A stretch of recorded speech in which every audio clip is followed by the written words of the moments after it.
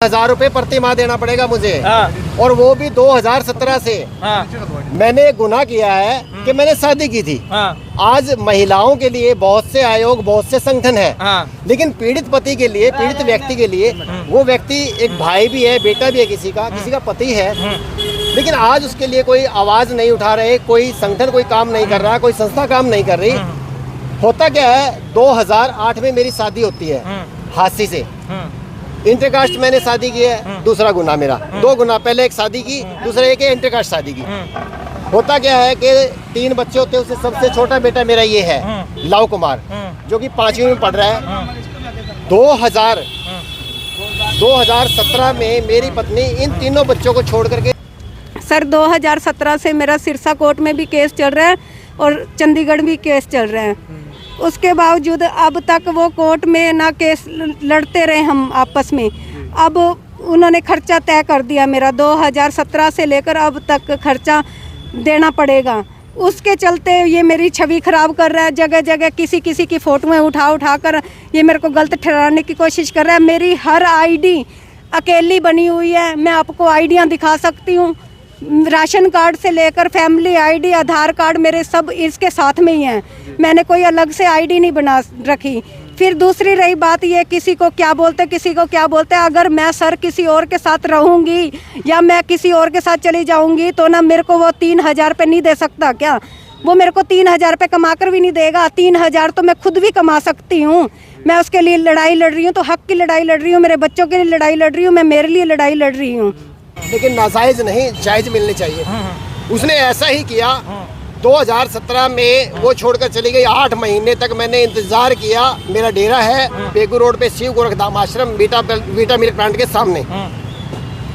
उससे वहां से मैंने 8 महीने उसका इंतजार किया। जाने के बाद फिर भी वो नहीं आई। अपने बच्चों के लिए तड़पती है। ये मेरे बेटे से भी पूछ सकते हो आप कि वो किस तरह की बातें कह करके इनको प्रताड़ित करती है। बेटा है मेरा साथ में। बच्चों के लिए ही मैं चंडीगढ़ तक ना धक्के खा रही हूँ सर। बच्चों की जिंदगी, अगर आज मैं बच्चों को वो कहते, मैं सिर्फ दूर हूँ मेरे बच्चों के लिए, इसलिए मैं मेरी तरफ खींचूँ, वो अपनी तरफ खींचे, मेरे बच्चे हो जाएंगे खराब। सर मैंने करी थी तो ना उन्होंने एक फीस ज़्यादा मांगी, तो उसकी वजह से ना सर मैंने उसमें कंप्लेन कर रखी थी। जो भी केस कर रखा है उसमें ना उन्होंने कहा वकील ने कि भाई सारी बात लिखी हुई है, तेरे को अलग अलग केस करने की कोई ज़रूरत नहीं है, बच्चे तेरे को मिल जाएंगे। सर बच्चों का जहाँ भी पता चलता था मैं वहाँ पे ही जाती थी। ये आगे से आगे लेकर चला जाता था बच्चों को। जी, मेरी नाथ पंथ में शिक्षा दीक्षा हुई है और पाठ पूजा करना, भक्ति करना, मालिक का भजन करना कोई गुनाह नहीं है। इसके अलावा मैंने मेरा एक अखबार है सहज प्रभा और यूट्यूब चैनल भी है। मैं पत्रकारिता भी करता हूँ और कई सामाजिक संगठनों से मैं जुड़ा हुआ हूँ।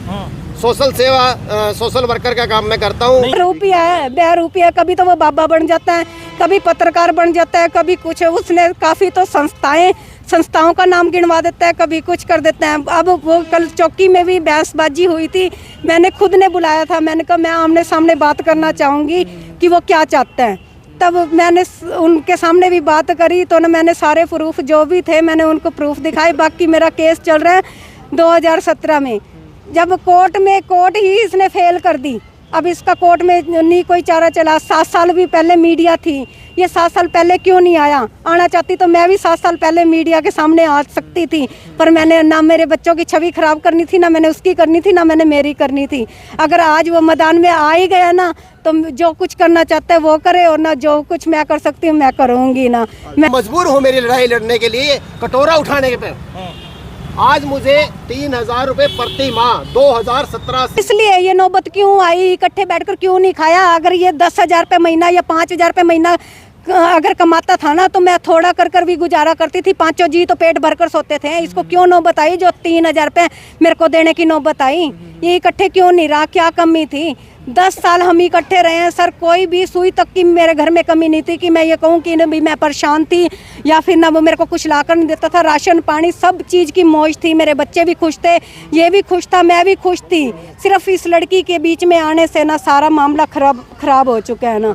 एक तो मेरी जगह पे, मेरी गद्दी पे रह रही है। मैं नाथ संप्रदाय ओगड़ पंथ से हूँ। नाथ संप्रदाय में मेरी शिक्षा दीक्षा हुई है। भीमगोड़ा बांध हरिद्वार से हमारी गद्दी है।